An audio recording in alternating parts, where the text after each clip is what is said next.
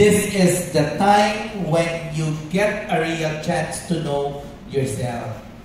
The second is, eagle's vision is very clear and very strong.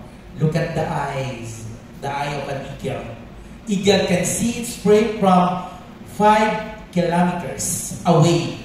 And once it sees its target and goal clearly, then no matter how difficult it is, no matter how hard it is, he hunt his target and achieve his goal. That is the same in accreditation. No? You will encounter hardship, you will encounter challenges in every accreditation, especially in doing things, especially in the survey. We always hunt alive animals. Dahil bulok na, no? Dahil luma na. No? This mindset of an eagle teaches us that our past is dead. Okay, ito ganun din, no? Like an eagle. Like an eagle. When the storm winds blow, the eagle fly high, or even more, no? With the help of those wings, saka siya pupunta sa kataas-taasan. No? Okay, kailangan din natin with prayers.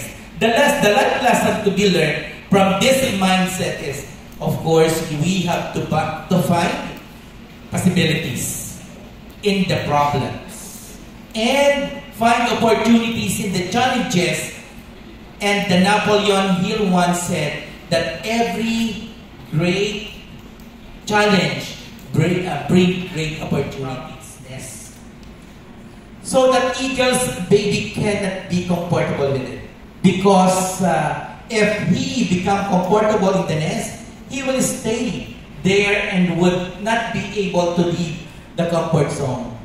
Tayo mga teachers, di ba? Lalo na pag inassign tayo, 10 taon na natin itinuturo ang subject na ito.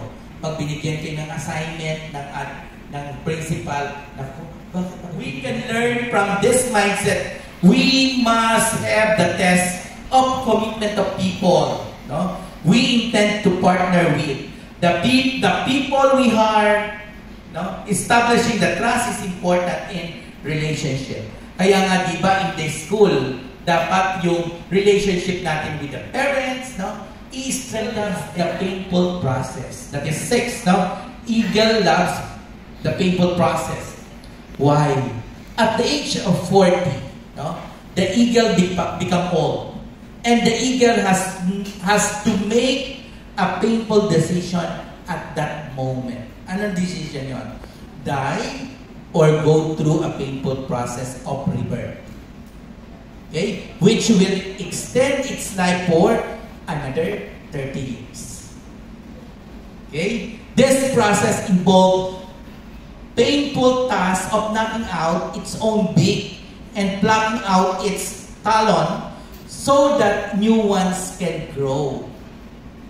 Okay? Siya ang mamimili. This entire process takes about 5 months, no, to complete. The life lesson we can learn from this mindset is, if there is no pain, there is no gain. No? Yan, no? Okay. And many of us wants success, especially you are in this process of preparing your